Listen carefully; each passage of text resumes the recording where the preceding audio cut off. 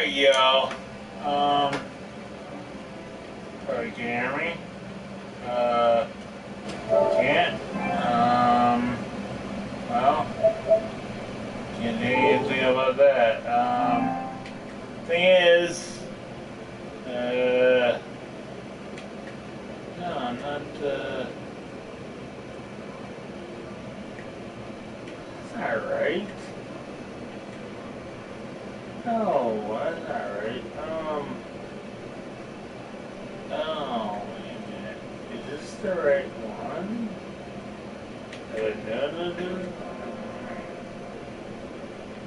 No. Yes, again. Alright, here. This is Minecraft. Minecraft is...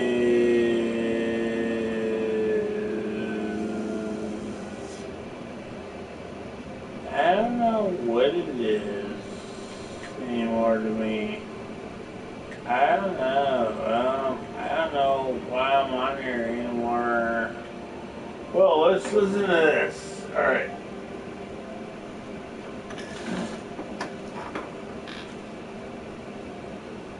Unfortunately, not a lot of thought was put into the idea past foam is soft, because the foam pit area was dangerously shallow, and people were reportedly hitting the ground underneath it with ease throughout the day.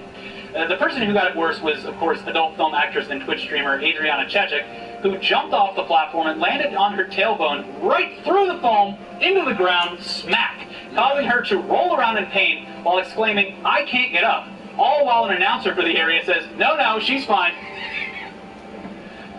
Yeah, so we can't show the actual footage because it doesn't belong to us, and it's also, like, pretty horrifying when you know what is happening. Yeah. It's like, oh god, yeah, she jumped in the absolute perfect pose if you are trying to break your back. But yeah, links are always down below in the description. So Adriana and Twitch's worst fears came true after an x-ray revealed that she had broken her back in 2 places and would be getting surgery to insert a rod in for support. Again, she wasn't the only one to get hurt in the foam pit, as numerous people started showing off their battle scars from the weekend, including one woman who dislocated her knee and was given a wheelchair, and one guy who looks like he completely broke his ankle. Fuck. Yeah.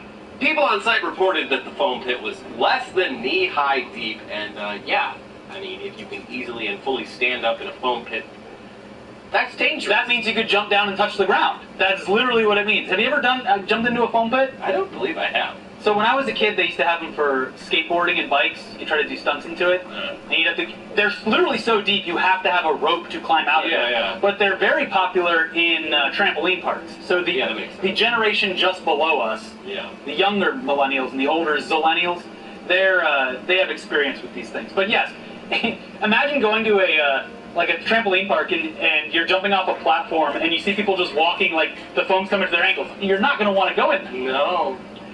Yeah, we assume that a lawsuit against TwitchCon and Lenovo is coming, and I believe that Adriana girl was, like, publicly being like, hey, if you were also injured, please, please submit your information to me for something I'm working on over here. If you've got a broken back and mesothelioma. Yeah. But yeah, for the love of God, people, just because you signed a waiver, it doesn't mean it absolves the booth or event of any guilt or responsibility. Like, there's clearly negligence in the setup of the booth. Like, you can't create something that's unsafe and then have people sign a waiver. Yeah. The waiver is for inherent risk. If you go skydiving, obviously there's inherent risk. But they have to at least create an environment that somewhat attempts to be safe. You know why? Anyways, aside from the both the broken back and also Megan Thee Stallion twerking on Master Chief, it was a pretty uneventful TwitchCon from an outsider's perspective, which is probably the best. 5 years, and it was 6 years. Uneventful, surprisingly, considering that half of the fucking website was at each other's throats for the better part of a month just before the event happened. It was truly a September to remember. And we're sure that Twitch is happy that it didn't spill out over into October, because October is time for super spooky spinal surgery. And they're going to be paying for it. But we do have more coming up for you in just a second, including some context that makes Jeff Bezos' champagne showers even more horrific than they already sound. But first, let's take a quick moment and thank today's sponsor, HelloFresh.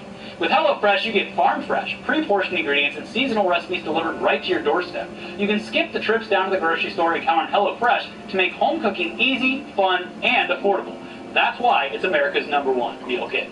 With HelloFresh, ingredients travel from the farm to your doorstep in less than 7 days. Fresh. You know they're fresh. Plus, pre-portioned ingredients make cooking a snap and cut down on food waste. Have your pumpkin spice and eat it too with a rotating selection of fall-inspired items from HelloFresh Market, from brunch kits to a fall. Right back into the news now, and of course you'll remember when William Shatner went into space on Jeff Bezos' big blue rocket, right? Well, it really seemed like a profound moment for the Star Trek actor, who is now in his 90s. A moment that was immediately ruined by Jeff Bezos popping a bottle of champagne and spraying it all over everyone in celebration. And when this all first happened, we pointed out how ridiculous the situation was. I mean, even at face value, here you have an aging actor experiencing one of the most awe-inspiring things that anyone could imagine, and having it take place at the end of a wildly successful life, on board a rocket ship built by a billionaire who made his money inventing a website that sold books online. But on top of that, you have the fact that any normal person would have a monumentally profound experience, and would be feeling pretty overwhelmed seconds after landing safely back here on Earth. You would hope so. Only to then have cameras and microphones shoved into your face, and a bottle of booze popped and sprayed on you amidst the chaos. I mean, we felt bad for him, honestly. A little. I mean, he did get to go to space, but yeah, it was kind of an emotional experience. Yeah, and he's known to be a bit of a big old jerk, but yeah, I was like, give this man his moment. Yeah. What are you doing? And that's without mentioning that William Shatner literally lost his wife to alcoholism. So spraying him down with alcohol after this kind of moment, probably not the best. But we'll assume that Bezos had no idea. Yeah. But yeah, not a great look just from that angle alone. But months later, it actually gets worse, because even though people give us shit for projecting our own thoughts and emotions and fears onto others while watching them experience an extremely rare and specific slice of life, turns out Shatner was actually miserable when Bezos sprayed him down. He did have a profound experience up there, but the entire experience filled him with, quote, overwhelming sadness, and quote, felt like a funeral. Ooh. Not the good, bad trip. Yeah. Not the good kind of ego death. Mm-hmm. Yeah, so upon reading his thoughts, he experienced some really heavy shit up there while everyone else was just tossing around balls and doing somersaults. And he explained these feelings in a new book. Here's some excerpts of the book from Variety. With all the attending noise, fire, and fury, we lifted off. I could see Earth disappearing. As we ascended, I was at once aware of pressure, gravitational forces pulling at me. And then, suddenly, relief. No G's. Zero. Weightlessness. We were floating. We got out of our harnesses and began to float around. The other folks went straight into somersaults and enjoying all the effects of weightlessness. I wanted no part in that. I needed to get to the window as quickly as possible to see what was out there. I looked down and I could see the hole that our spaceship had punched in the thin, blue-tinged layer of oxygen around Earth. It was as if there was a wake trailing behind where we had just been, and just as soon as I had noticed it, it disappeared. By the way, we do want to say you should absolutely read the whole excerpt from this book, because there's a lot more that we can't share because of time, and you should just go read it. But again, links in the description.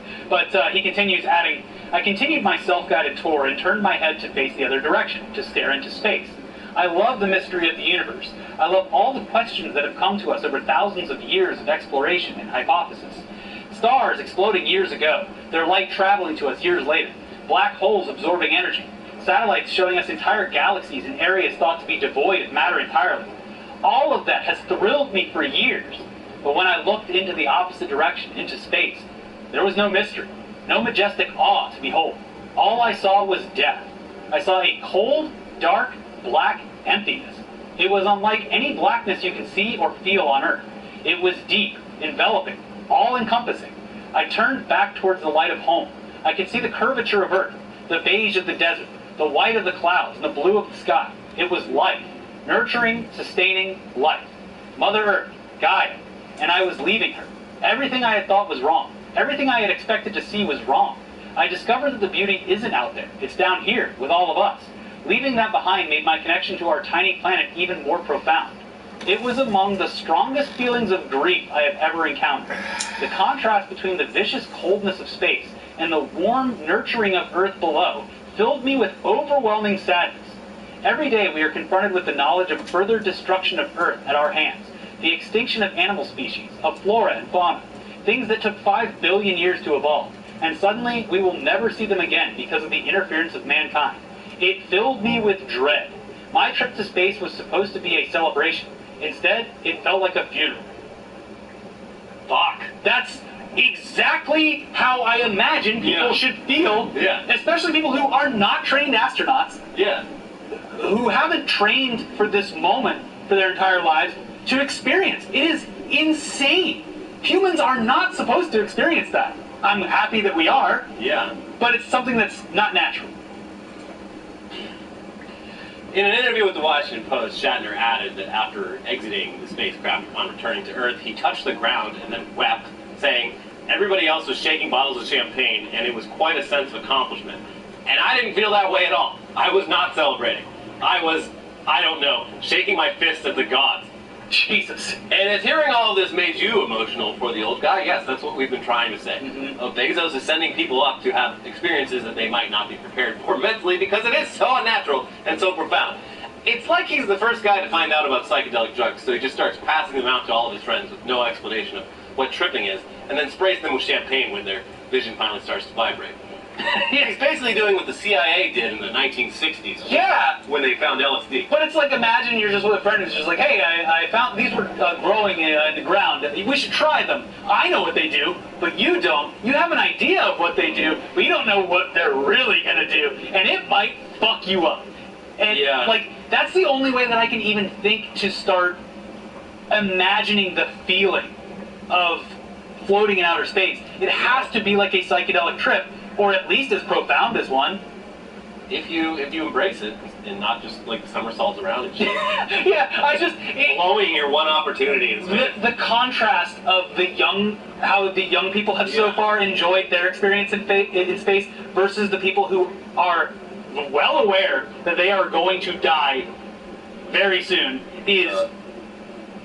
People, I hope, are studying this, because it is fascinating. It's fascinating. So, yeah, I mean, maybe it's best that people just occupy themselves with doing somersaults and ball tossing up there, because, looking out the window, it's like that movie with Sandra Bullock. Gravity? No, the one where, like, she's not supposed to look at it. Oh, it makes you go crazy. Yeah, the Netflix movie. Well, Shatner actually compared it, I believe, in one of the interviews to Contact with Jodie Foster. They should have sent an actor. Yes. Yeah. Anyways, but let's wind down this episode with some stories that are a little less heady than the last one. First up, we have absolutely no idea how we are going to benefit from this or integrate it into some kind of growth strategy, but YouTube has debuted handles. Much like every other social media platform, YouTube is now providing channels with a shorthand, easy to use, and tag way for creators to represent themselves and potentially grow their audience further. Basically, channels will get a handle that matches their channel name so that no one can snipe those names, or you can choose a new handle if it's available. Then people can tag your channel across the platform by typing in the @ symbol and then your channel's name. Seems like it would be annoying for some channels, but also beneficial for others. I don't know. Here's the official YouTube blog with an example of why this is beneficial. For example, creators can be shouted out in a mention in comments or tagged in the title of a recent collab, helping them increase visibility and reach with new audiences. Handles join channel names as another way to identify a YouTube channel. But unlike channel names, handles are truly unique to each channel, so creators can further establish their distinct presence and brand on YouTube. So they say they're rolling this out gradually, so they have no idea when it'll be widely adopted and available to us labs. But any new feature is welcome, I guess. Because for a while we weren't sure if YouTube was working on debuting any new features. This seemed like it was kind of on autopilot. Yeah, and you know, this is one where I'm like, at the very least, it doesn't mess with anything. Usually when they debut a new feature, it's like, oh, look, we pulled one wire and the whole thing fell apart. Yeah. This one's like, how could they screw this up? I mean, they might, but, you know.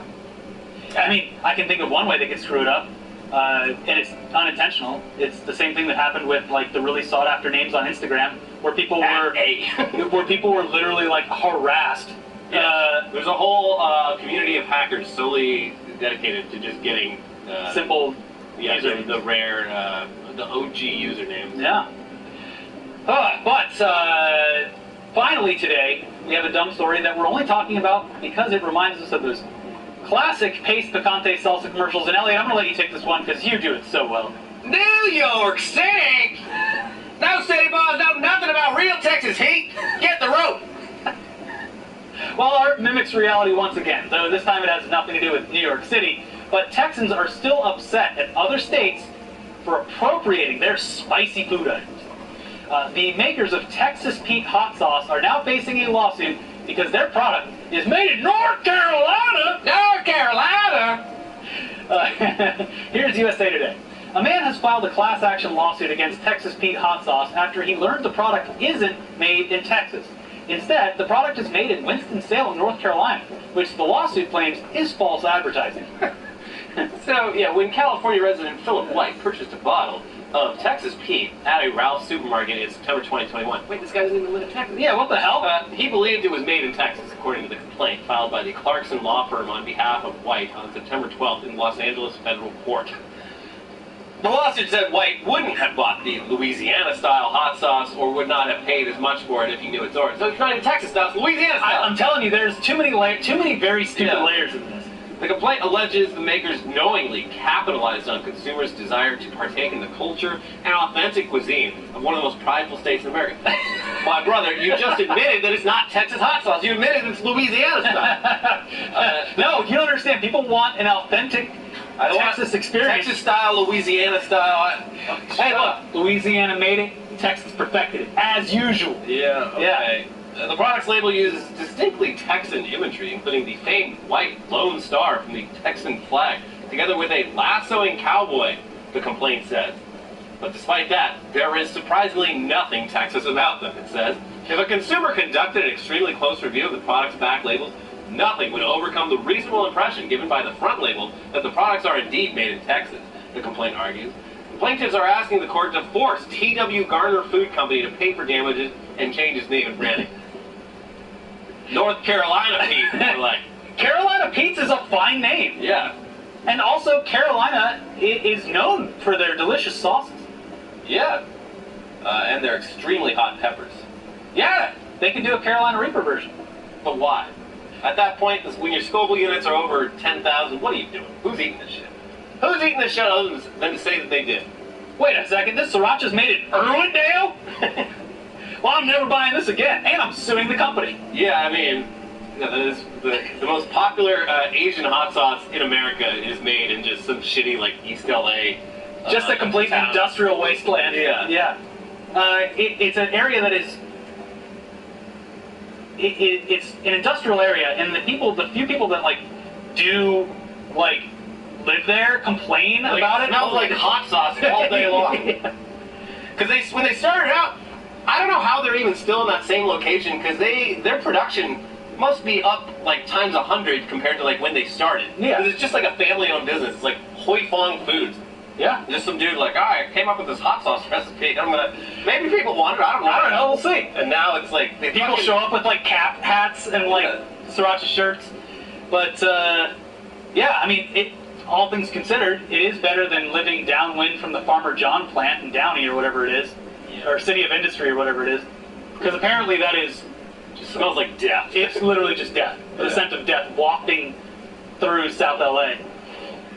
Anyways, in case you missed it, and you want to smell something even grosser. Oh, Rudy is stinky. Rudy, what the hell did you do in there? Rudy, it smells like you died in that bathroom. Stinky Rudy and more not so fun Trump factoids included in our most recent episode of Weekly Weird News. And then on Friday's episode, we explain what is and what isn't included in Dank Brandon's new weed policy. Yeah, you're just gonna have to find out. Yeah, you'll have to watch the episode. I mean, you should be watching it anyway.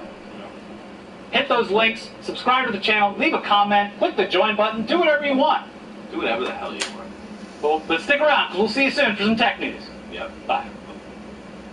Don't be fooled. When you vape, you can inhale toxic metals like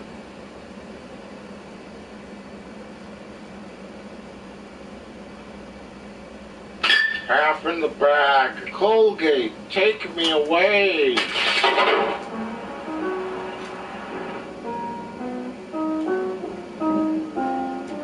Whew, we just get so swamped around the holidays.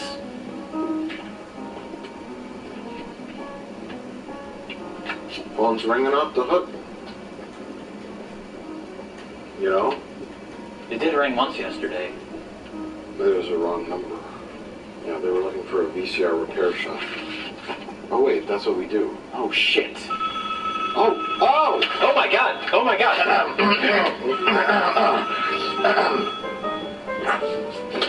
Lightning fast VBR repair. How can I help you? No, VBR repair, not VCR. But this is lightning fast VBR repair. You idiot! Don't ever call here again! No, Mike, we are lightning fast VCR repair. What the fuck is a VCR? Ugh, my brain doesn't work anymore. It's like I got kicked in the head by a mule. Oh, you saw Aquaman too? Porcupine Bungalow Heart. Trampoline condom? Zach Baggins. Betty Boop diaper hygiene.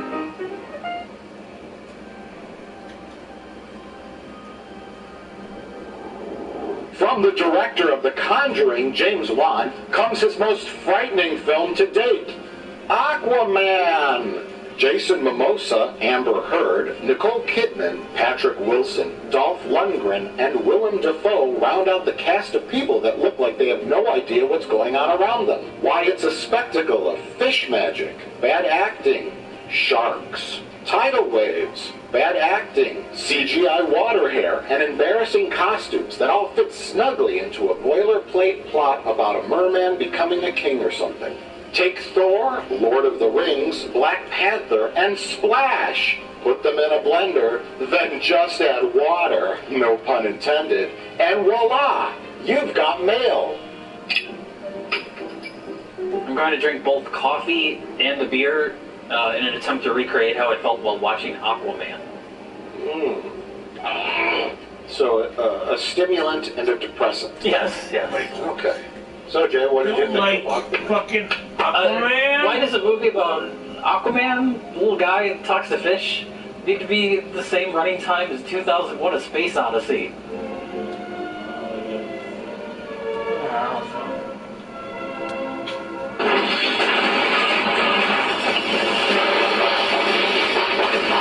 This movie's 2.5 hours long, and it's about 3 movies worth of plot crammed into one, to where it becomes kind of a mess, even though some of the visuals and ideas are fun. Yeah, I would describe this movie as overstaying its welcome. It's a someone that comes over, you know, and visits, and it's like, this person's cool. It's Joe. He's my friend from high school. Joe. He is the class cutout. Yeah, and Everybody likes him. Sure, it's great to see Joe again. He's really fun. And then midnight rolls around 1 a.m. and Joe won't leave. That's an old John Belushi SNL sketch. They call it's framed like a horror movie, and it's just him like, I'm gonna have some of these potato chips. I don't want to be rude, but my wife is very tired. Hey, there's a good movie on tonight. I think I'll call up some friends and watch it over here. Yeah. Well, okay. Let's talk positives first. We're not here to crap on a DC movie again, because this was a competent, well-made movie from a good director, James Wan. That's the highest praise you can give it, is that this is the first DC movie that feels like somebody's vision. Well, aside from Wonder Woman, which was a good movie too. The Wonder Woman gets the character stuff right, but it still has like dated, terrible action. Like it had a lot of like speed up, slow down, like that stuff, and then the ending is just a CGI mess.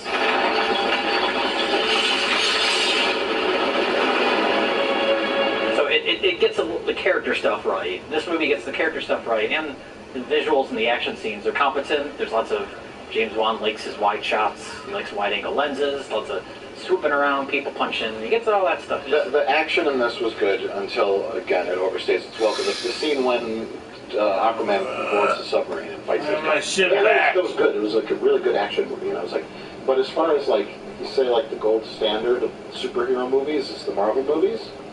What are you, some kind of Marvel shill? I am. I get paid by them to shill their products. Of course. I get checks on a daily basis in the 7-figure range. Oh. To our vast audience on YouTube. No, because those like have weight to them. They have like gravitas, excitement, and also there's a lot of humor and witty dialogue to counterbalance that, like the Thanos movie. I really enjoyed the Thanos movie. I mean, it was great. Wonder Woman felt more like a Marvel movie because I think the interaction between Wonder Woman and Chris Pine was a little more wittier. They had a little more chemistry. Oh, yeah. Jason Momoa and Amber Heard had zero chemistry. Yes. Wait, no, hold still. Hey, what are you doing? We need water. No. Be the closest source. No. Could have just peed on it. It's like a puzzle with all the proper puzzle pieces, and they're all put together well. But when you look back, it's just like a picture of like a sewer. You know what I mean?